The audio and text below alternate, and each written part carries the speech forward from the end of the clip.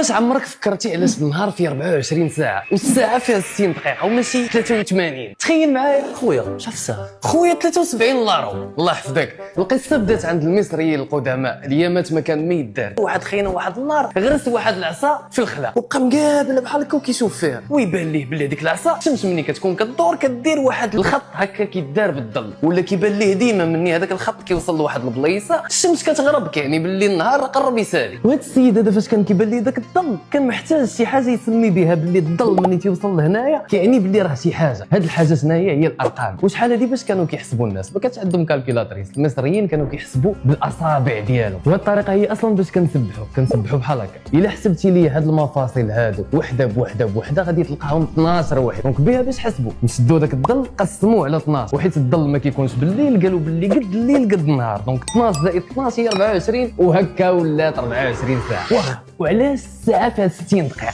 هنايا غنمشيو من مصر لبلاد الرافدين عند البابليون اللي هي العراق حاليا. هاد الناس هادو كان كيعجبهم الرقم 60 وخرجوا منه الرياضيات الستينيه اللي كانوا كيستعملوها حتى في الفلك. وعلاش العدد 60 بالضبط؟ حيت كيقدر يتقسم على بزاف ديال الارقام. دونك هنايا غيعطينا تنوع في القسمه لهذا الرقم هذا. وهذا الارث هذا غادي يمشي من العراق لعند اليونان. اليونان قالوا سيدي غناخذوا هذا الارث ديال الرياضيات الستينيه من عند بابل وغنشدوا هاد الستينات هادو وغنشدوا دائره وغنقسموها عليها. وهنايا داروا الحساب ديال البيتزا. الا شديتي دائره البيتزا تقدر تقسمها على كاع العدد اللي عندك ديال الناس. وهنا شافوا هنايا باللي الدائره تقدر تقسمها ل 360 طريف صغيور، و360 اللي خرج منها العام. و360 كيف ما كتشوف فيها 6 ديال الستينات. 6 ديال الستينات اللي قسمتي على جوج غتعطيك 12 30 اللي هي العدد ديال الشهور. وشدوا 60 وقسموا على دائره عطاتنا العدد ديال الدقائق. شدوا هذيك الدقيقه قسموها على 60 عطاتنا العدد ديال الثواني. ولدابا اي تغيير قدرنا نديرو في هذه الارقام هادو راه تقدر ديرو، تقدر تبدل الساعه،